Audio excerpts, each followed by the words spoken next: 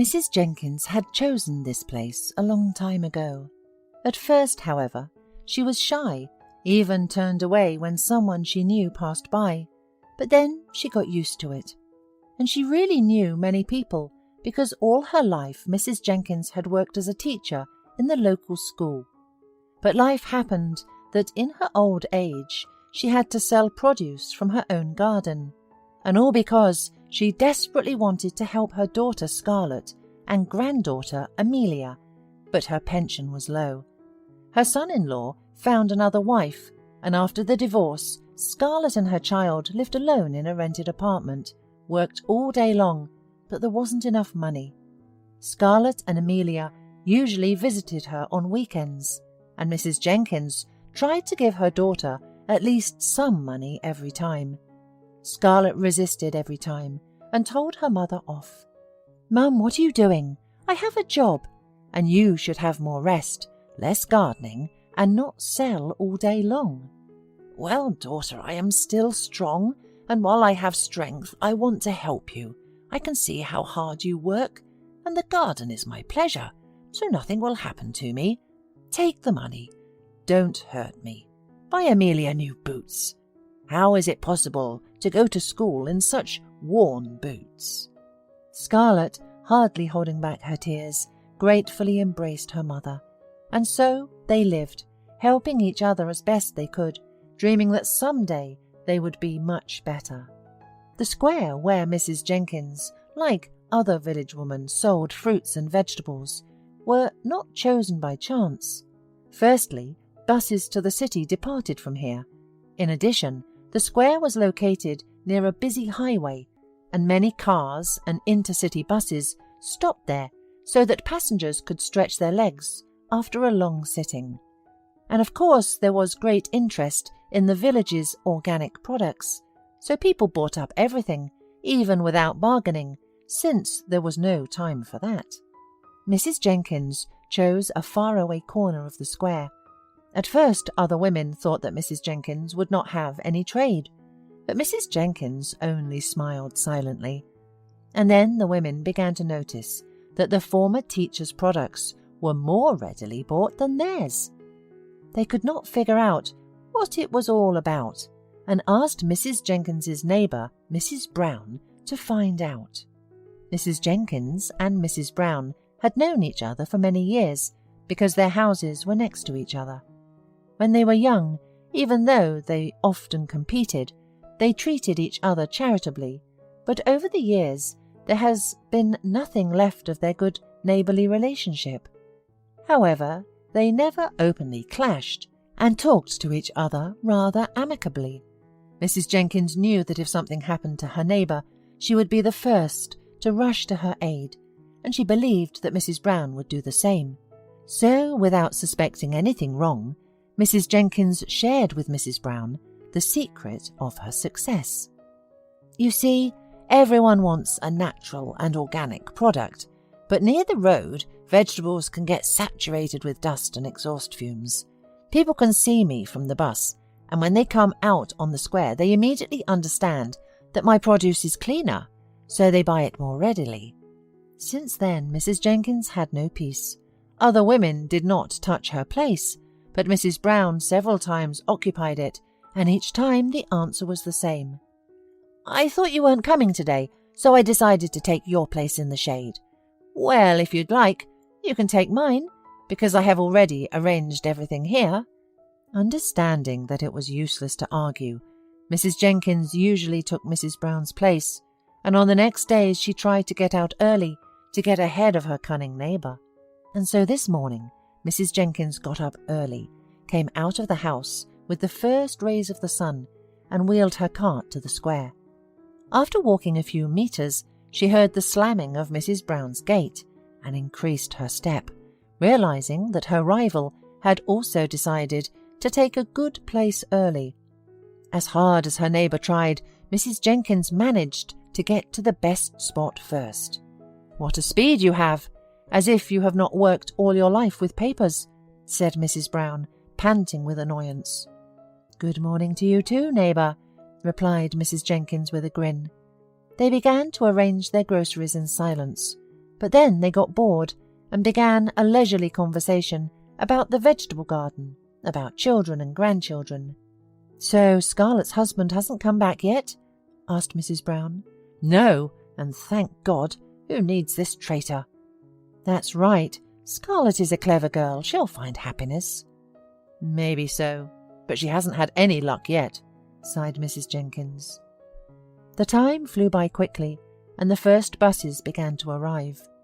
In the middle of the day, a car stopped at the square, and a young man in an old jacket and black pants got out and thanked the driver.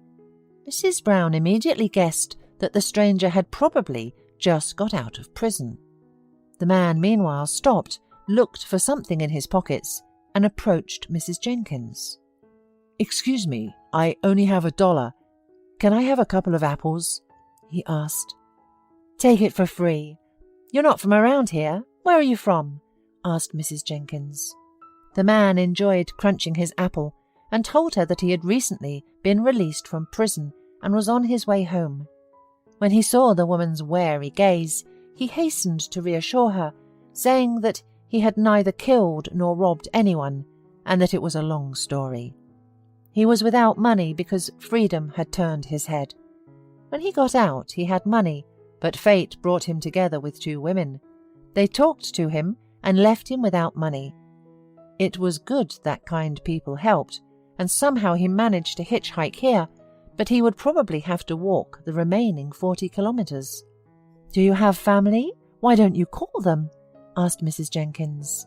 "Yes," the man answered glumly, and his eyes sparkled menacingly. "But I want to surprise them."